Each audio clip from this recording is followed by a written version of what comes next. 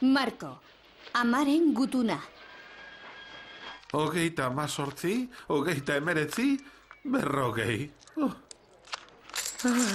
40 lira baino ez. Ederki hasi gara ba. 300 lira batu behar ditut bidaia egiteko, eta 40 eta zentimo batzuk baino ez ditut. Fiorina!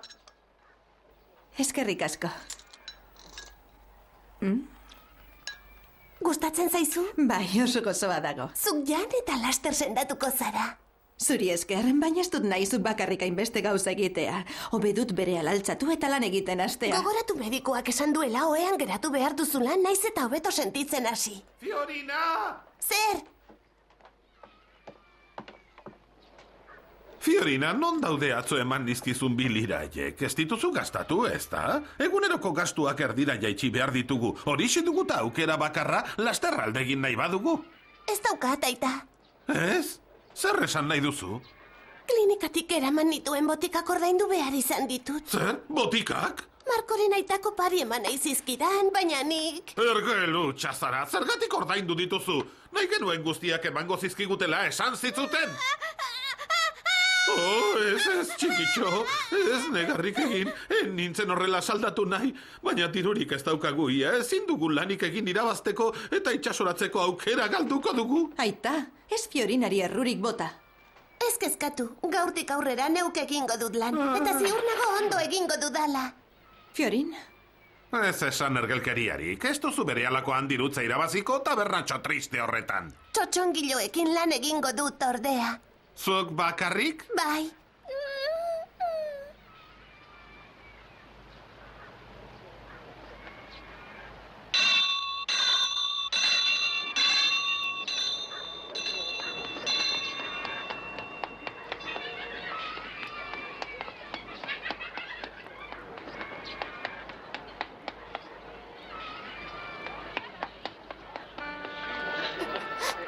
Macho.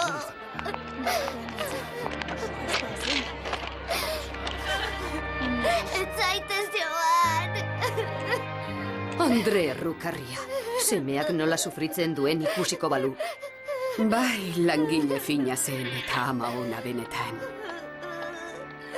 Bapatean hilda, eta ez zuen ematen gaixorik zegoenik. Ene, Jesus, lasterra maitzen da bizitza, eta zu ze modu zaude azken bolada honetan. Nahiko ondo nago, halere neure burua ahalik eta ondoen zaintzen saiatzen naiz. Primeran egiten duzu. Hori ume gaizki ezia. Amatxo ere langile fina eta oso ona da, baina bera ez da sekula hilko, ez dut ura hiltzerik nahi.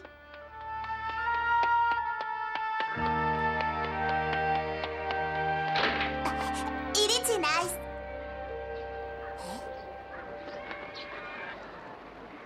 Amedio!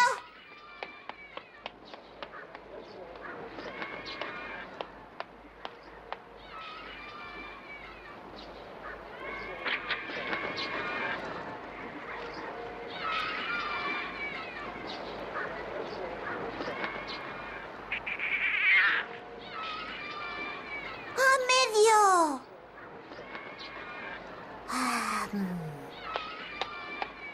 Sekulako sustua eman didazu, zergatik ezkutatu zara hor?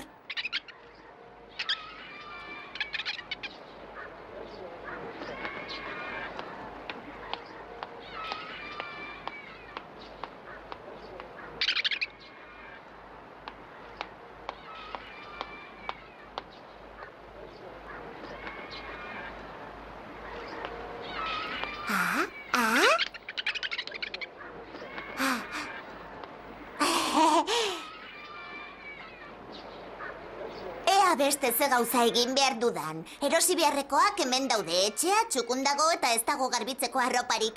Tira ba, Pepino jauna ikustera joango gara, eta bide batez ontzi berezia etorri den ikusiko dugu. Zer, pozik?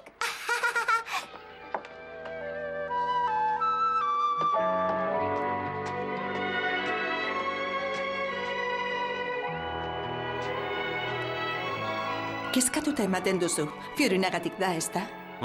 Bai, jakinak eskatuta nagoela. Zer egingo te du neskatorrek? Sekulere ez duta jendaurrean lan egin. Jende zinguraturik aurkitzen denean lotxatu egingo da, eta itzuliko da esan ez. Aita, barkatu nire ausardia, ez dakit ezin dut, porrot egin dut. Horixe esango du. Ez dakit nola bururatu zaion horrelako gauza bat. Zergatik aserretzen zara, berak lagundu egin nahi digu besterik ez.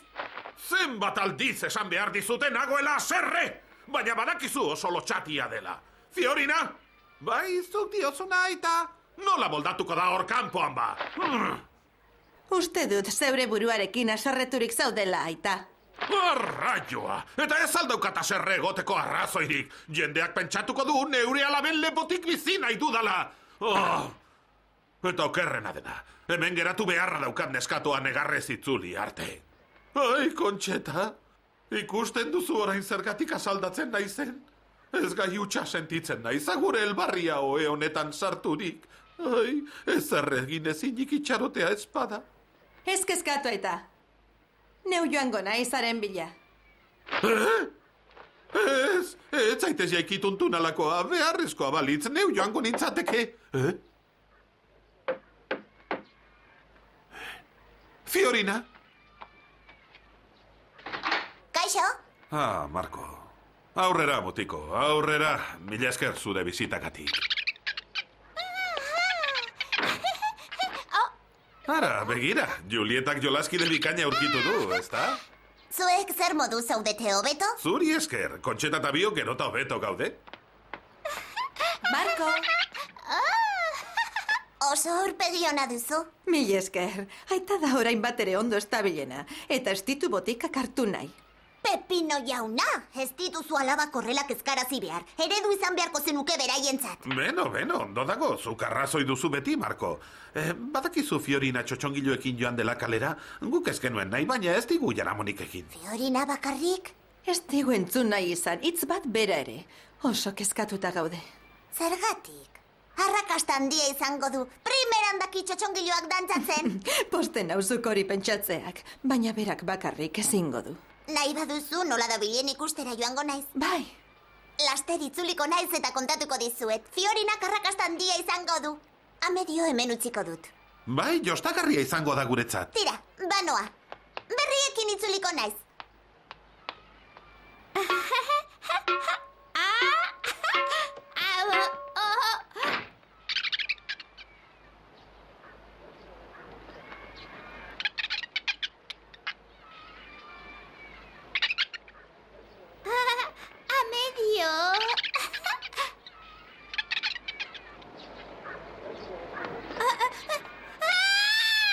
Garibaldi generala, garaitu egin gaituzte. Errenditu egin behar dugu. Austriako armada handia gainera datorkigu ekaitz izugarriaren moduan. Ezin dugu ura garaitu. Ospa hemendik oldarralakoa, nien naiz sekula errenditu. Ezatzera egin soldadu ausartok. Italiaren batasunaren gatik aurrera. Borrokara soldaduak, herritarrak. Entzun Italia osoaren oiua. Isildu bengoz! Garibaldi generala, zurekin borrokatuko gara azkenera arte. Neska batata! Isildu bengoz! Itxusia da gero. Ama! Zer egin diozuen nire alabatxoari, eta zuk alproja alakoa, ez gero umei eskurik altxatu.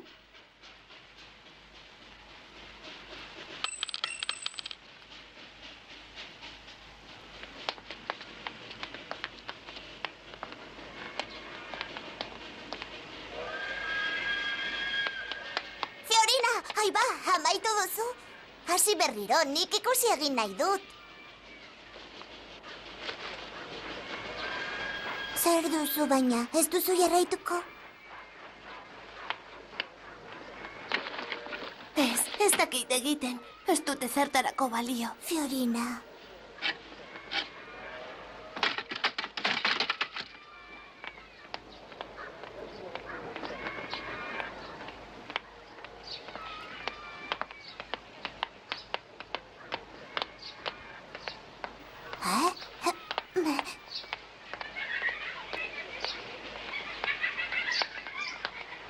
Norazoa, zitxaron! Fiorina!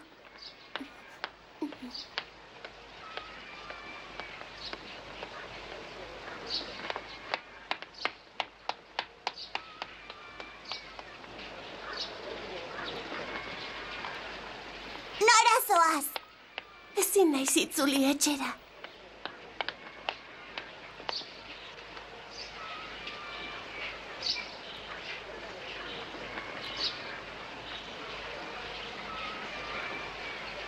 Tontokeria asko esaten ari zara, Fiorina. Badakizunik diru pixka bat badaukadala gordeta. Argentinara joateko da, baina berdin dio. Erdia emango dizut zeure etxerako. Ez, nien naiz eskalea. Zer?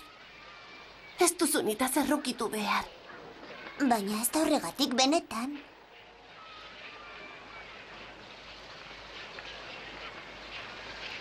Ikusten, ez dute zertarako balio. Enbarazua baino ez diot egiten familiari. Aita eta kontxetari pixka bat laguntzeko ere naiz gai. Ez gauza hutsa naiz, desastrea. Tira, ez zaitez horrela jarri, zorte txarra izan duzu hori baino ez. Ederki gogoratzen dut zein ondo dantzarazten zenuen txotxongiloa teilatuan horixe. Haizu, gauza bat egingo dugu. Ez hemendik mugitu, itxaron pixka batean. Zin egiten didazu, txotxongiloaren bila noa. Berehala dator!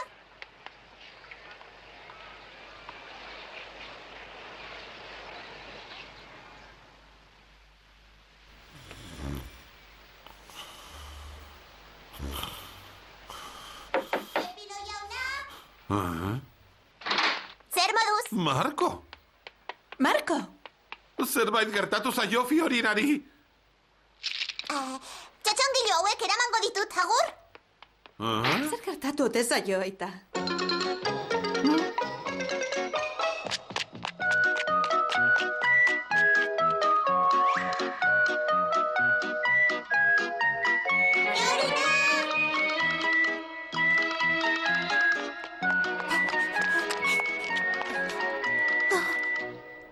Saia zaitez, ziur nago ondo egingo duzula egun hartan bezala.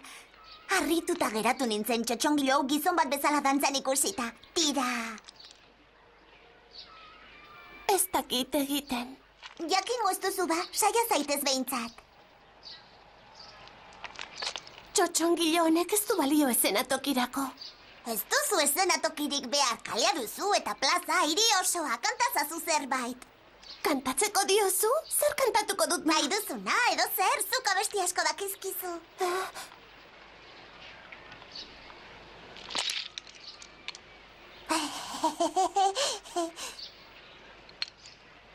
Kanta, kanta, dantza, dantza, alaita pozik, ilusio partitzen hemen txenabil beti, panpinatxo irrigozoko. Bai, ondo!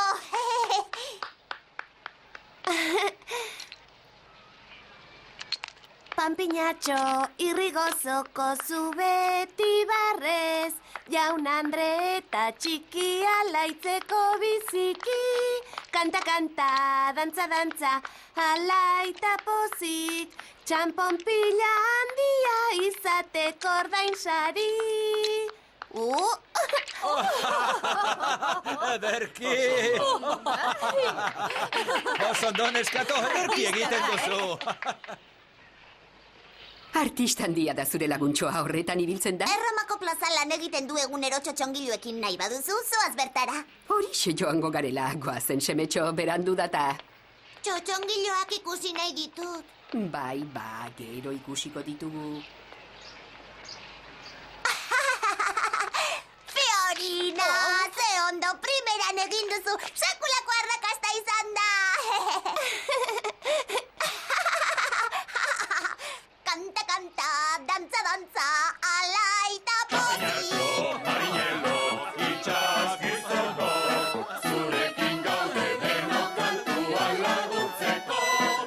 Oso ondo neskato, oso ondo. Alaita pozik, txampon pila handia izateko ordain sari, panpinatxo irrigozoko zu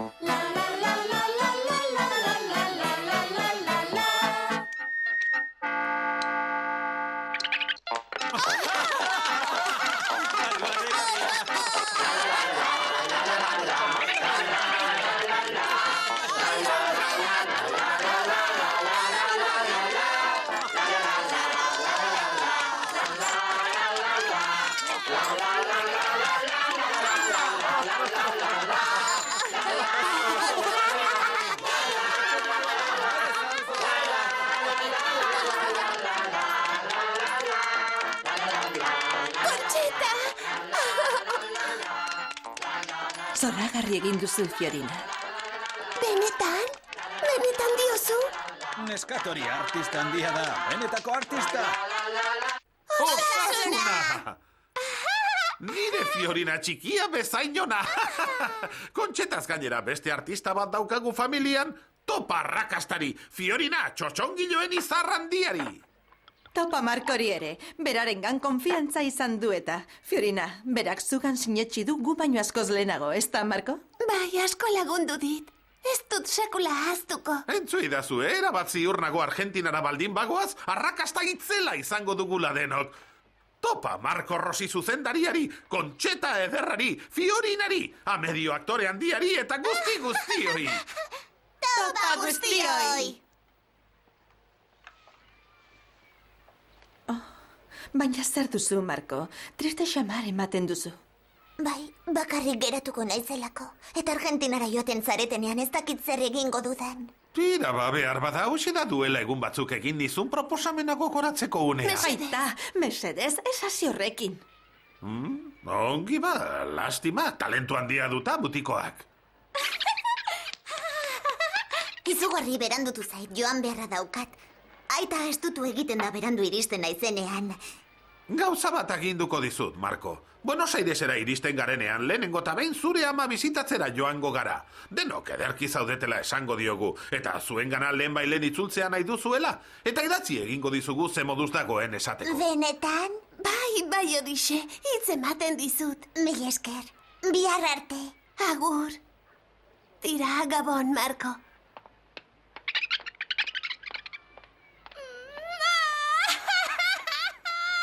Fiorina! Fiorina!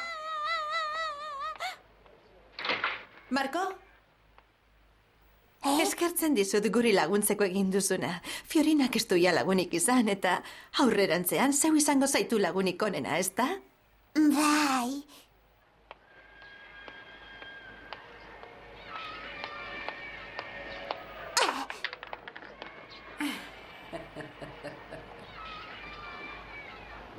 Ene lastantxoa. Amaren gutunik badagoen ikusiko dut. Marko! Ni naiz! Ontziak amaren gutuna ekarri dizue. Ekarri egin dizuet, banekielako jasotzeko irrikan zeundetela. Horregatik ez dut itxaron zu etorri arte. Mil esker! Aizu, Marko, ez gero gure apustua aztu?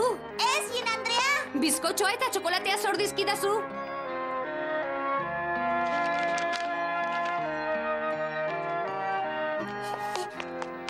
Kaixo aita, badakit gutunaren zer dio? Tori, irakorri.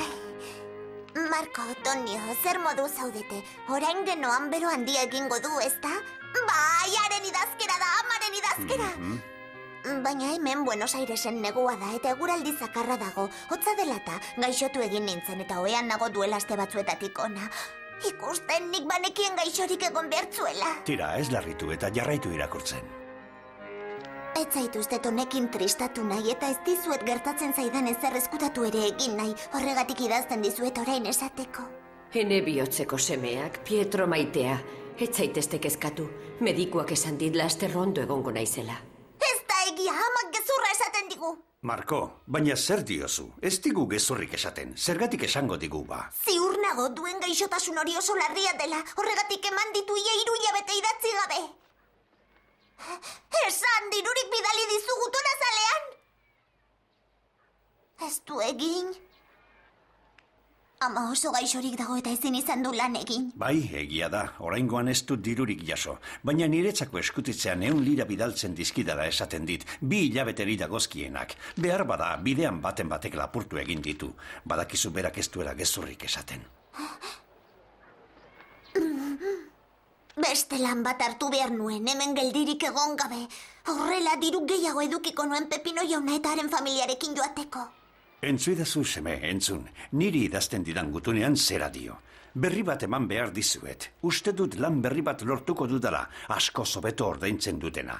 Lehen bailen bidaliko dizuet helbide berria. Bitartean idatzi osaba Mirelinenera, beti bezala.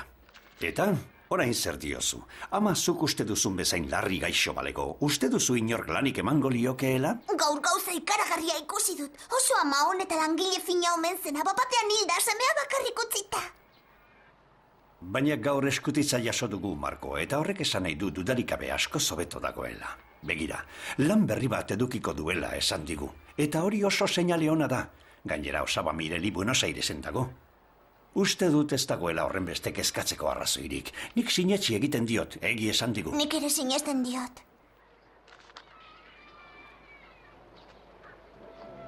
Ziur nago laster berri onak jasoko ditugula.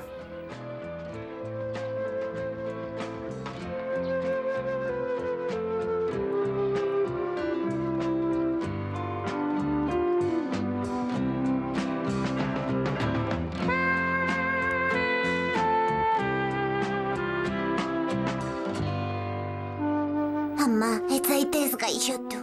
Hitz ematen didazu.